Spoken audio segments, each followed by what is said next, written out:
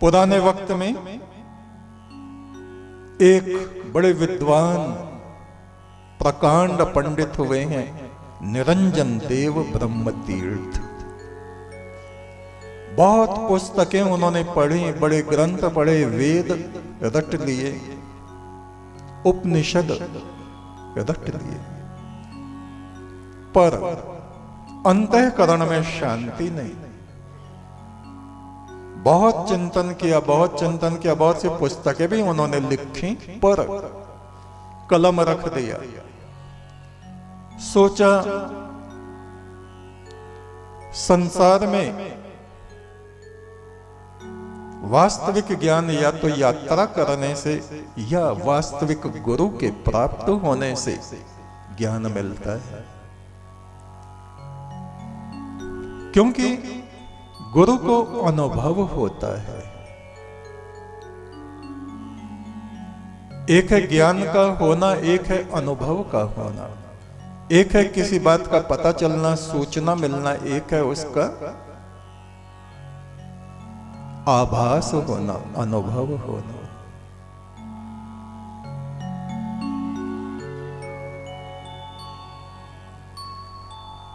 ऐसा सोचकर वे अपनी कुटी से निकले कि चलो किसी अच्छे गुरु की तलाश करें जो अनुभवी हो।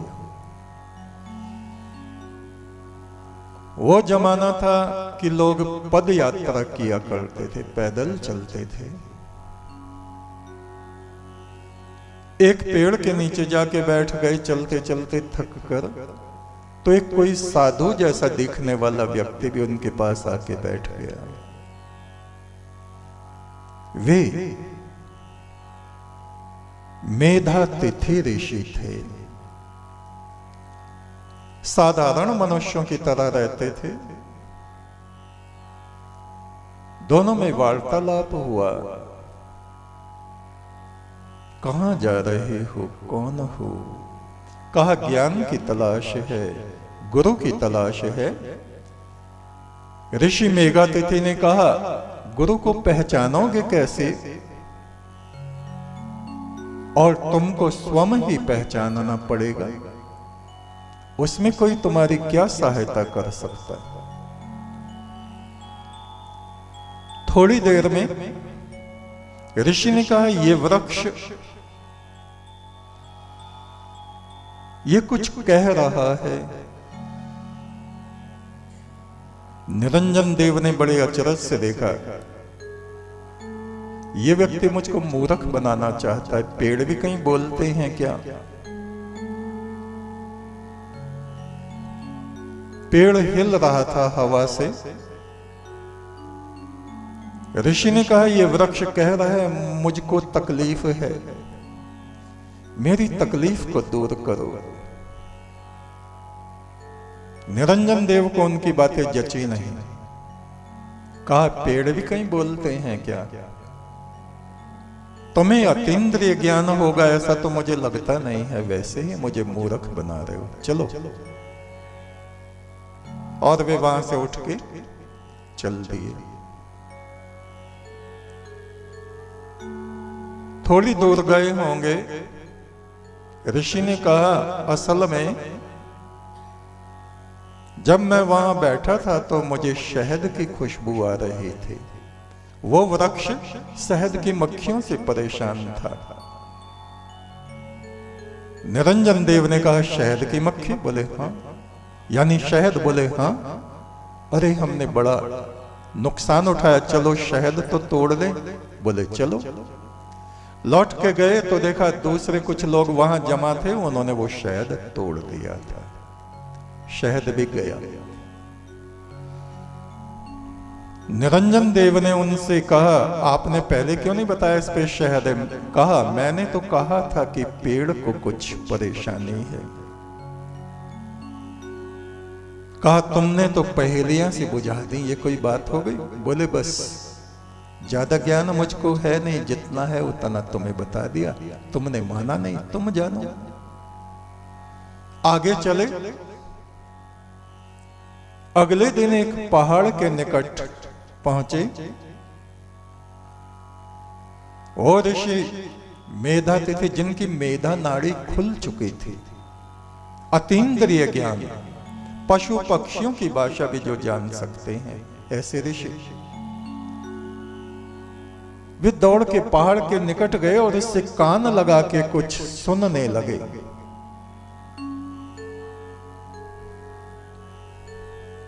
निरंजन देव से उन्होंने कहा, इसके भीतर गुनगुन गुनगुन हो रही है।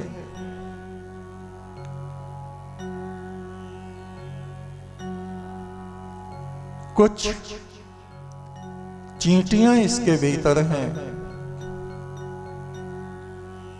वे रास्ता बना रही हैं।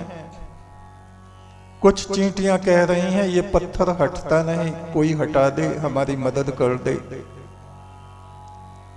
निरंजन देव ने कहा, आपकी बातें तो बेहुदा आदमियों वाली बातें हैं, चलो हमें चींटियों से क्या, हमें उनके रास्ते से क्या।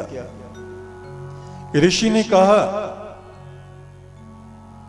हे पंडित, हर एक बात से कोई ना कोई बात हमसे भी जुड़ी होती है। तुम छोटी छोटी बातों पर ध्यान नहीं देते, इसीलिए जीवन में बड़ा बड़ा नुकसान उठाते हो। वो पंडित झुंझला गए, कहा, चलो बेकार वक्त खराब करना है, मुझे गुरु ढूंढना है। बोले, इस तरह तो तुम्हें कभी गुरु मिलेगा ही नहीं, जैसे तुम्हारे विचार हैं, जैसी दृष्टि है। झुंझला के चल पड़े।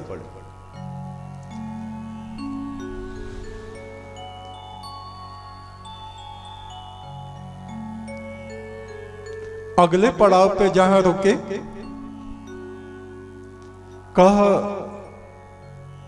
तुम्हें पता है जहां वे चींटियां बोल रही थीं, वहां खजाना है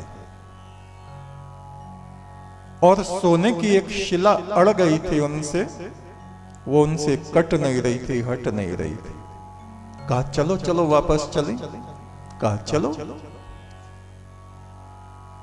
वहां गए तो उनकी बातें, पहले जब वो आपस में बातें कर रहे थे चींटियों की, तो किसी ने सुनी, उन्होंने वो पहाड़ खोद लिया और सोना निकाल के ले गए। ऋषि और वे दोनों वहां पहुंचे और देखा, वहां तो पहाड़ खुदा पड़ा है और लोग सोने की सिल्ली को निकाल के ले गए।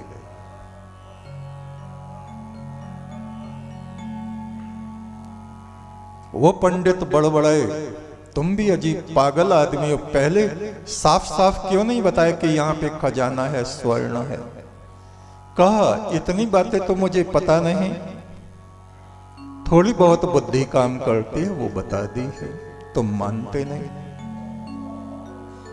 मैंने पहले ही कहा था, ये चींटियां मदद मांग रही हैं, मदद तुम करना नहीं चाहते, पेड़ की मदद तुमने की नहीं, शहद लेने को भाग गए, सोना लेने को भाग के आ गए। तुम लेना चाहते हो, तुम किसी की मदद नहीं करना चाहते, तुमको ज्ञान कैसे मिलेगा? पहले परोपकार की शिक्षा तो ले लो, फिर वो पंडित बहुत पछताए। कहा, चलो अब के ध्यान रखूंगा। ऋषि बोले, मुझे तो लगता नहीं कि तुम ध्यान रख पाओगे, फिर भी चलते हैं। आगे गए नदी के किनारे, वहां एक नौका वाला यात्रियों को पार उतारने के लिए नौका लेके आ रहा है। वहां ऋषि ने देखा एक मछली बार बार उछल रही है, बार बार उछल रही है।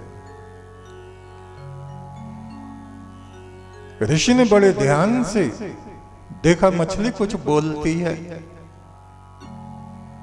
कुछ आवाज से निकाल रही है। कान लगा के ध्यान से सुना। कहा, मेरे पेट में एक पत्थर अटक गया है, वो जो जड़ी बूटी है वो मुझको लाके, मैं वहां तक जा नहीं सकती बाहर, वहां से लाके मेरे मुंह में डाल दो तो ये पत्थर जो मेरे पेट में अटक गया है वो निकल जाएगा। इतने में ही नौका आ गई। उस पंडित ने कहा ऋषि को, चलिए चलिए, आप किस बेकार की बातों में लगे रहते हैं। ये मछली बोल रही है, ये पेड़ बोल रहा है, ये चींटी बोल रही, ये सब बेकार की बातें, मैं विश्वास नहीं करता। मछली की बात पे कोई ध्यान ना देके वे नौका में बैठ गए। रास्ते में ऋषि मछली वाली बात का जिक्र करते रहे। वो जो नाव चला रहा था, बड़े ध्यान से उसने बातें सुनी, उनको उस तरफ छोड़ के तुरंत नाव वापस लाया। देखा मछली वास्तव में परेशान है, उछल रही है। वनस्पति बाहर खड़ी थी, उसने उठा के वो पत्ता मछली को दिया। मछली ने पत्ता निगला और निगलते ही एक रतन, बहुत कीमती हीरा, उसने बाहर उगल दिया। नाव में आके वो हीरा गिरा। तुरंत नाव वाला वापस आया, कहा देखो उस मछली के पेट में पत्थर नहीं था, ये हीरा था।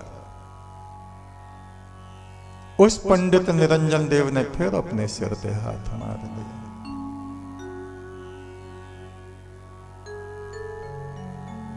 ऋषि ने कहा, हे पंडित, जब तक कोई मनुष्य अपने अंतःकरण की बातों को ध्यान से मौन होके नहीं सुनता, उसको जगत में भी कुछ दिखाई नहीं देता, सुनाई नहीं पड़ता। दरवाजा अपने भीतर से है। मैं केवल तुमको बता सकता हूं, मानना ना मानना तुम्हारी बुद्धि के ऊपर है।